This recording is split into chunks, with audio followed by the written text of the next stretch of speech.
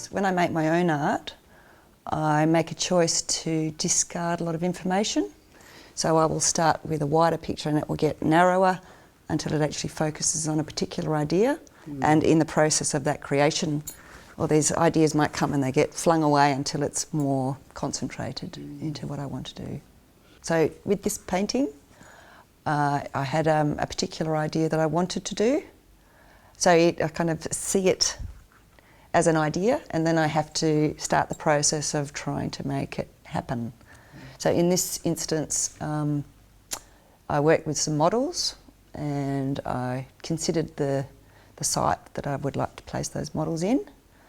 And so I had a few different options. So I thought, oh, this might work, this might work, this might work. So I might try a range of them and then go, okay, now that I can actually see that from here onto here as a photograph, that's not really what I'm after.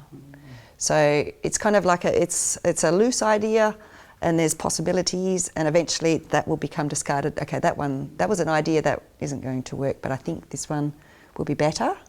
And then that becomes a little bit more focused. And then at the same time, once you start that process of turning the idea into an artwork, some things also still something comes in, something goes out. It's not like it's completely finished in your head. There's still a sense of openness for change in the process. So even though the idea is fairly strong, it's not completely finished or completely succinct, and it still evolves with time, yeah. I wanted to give it a contemporary context, and as an artist I work a lot with the female form, I work a lot with the domestic environments. So it seemed a natural location to site it in a bedroom, and I know in terms of that point of separation from people, that often the bedroom is the place where a lot of people finish their life.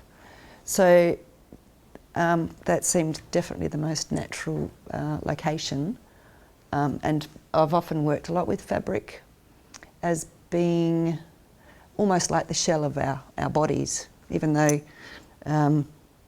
we have a skin that covers our body. In actual fact, our clothing or the fabric that we enclose our bodies in, I think is an extension of our own body. And so that, again, it became kind of like the bed sheets could become a shroud. The fabric fits the form of the body. It becomes, in a way, a little bit more,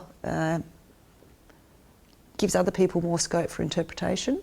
So by using the sheet as a shrouded garment, it could become contemporary, but it wouldn't have to cite it into a very particular time frame, if that makes sense. So that was quite important for me, and I love working with fabric as a substance. I think it's about the body. So that was kind of a lovely opportunity to do that. I think I was saying to you earlier, I think there is something about our particular time of life where we have dealt with people's passing. We've had to mourn, grieve, come to that point of understanding that there is a point of separation that is astoundingly powerful, because it's life and then it's death, and it's amazing as a point to try to capture. In my mind, I was trying to feel, trying to understand, and I do understand. I've had to deal with people that have passed in my life, to try to capture that as an essence of somebody having to deal with a figure that had passed away. And I guess by having it in the bedroom, it's that idea of if something's coming off the cross, this is the figure. So while you have a figure on the cross, it becomes an iconic form. Once it's off the cross, it doesn't have that sense. It becomes about humanity, it's about people.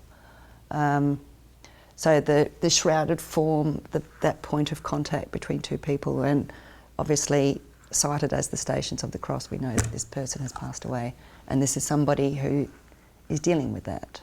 So that's, in my mind, I was kind of remembering different points with other people that I've let go, and trying to get that across to maybe somebody that would be viewing the work, to, if they didn't have that experience, then to maybe feel it somehow with what I was doing. I feel like I have an understanding of that point when people have, when it's, I've let my grandmother go, my father go, a very good friend I went to university, my stepfather, just in the last seven years, those people, and then in the past there've been other people. But for myself as an artist, I find that a really fascinating moment. Like, I know it's a kind of a taboo area in terms of our culture and in terms of investigation, and obviously it's something you can't really investigate as an artist. But I think if you know that sense of somebody passing that you've loved, then you can feel it. And I think it was not that you spend that whole moment that you're painting, or the whole time that you're painting, mourning that person or thinking about that person. It's more that there is a sense of understanding of what that sense of loss feels like. So that just from the skills that you have and what you can do, that was kind of what I was trying to think about.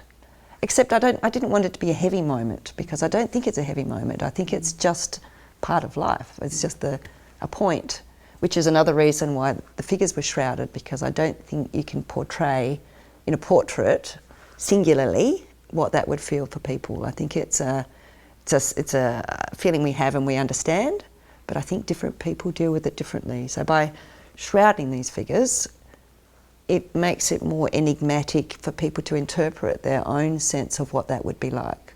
So there's kind of room for other people's interpretations, because you haven't closed it down too much, if that makes sense.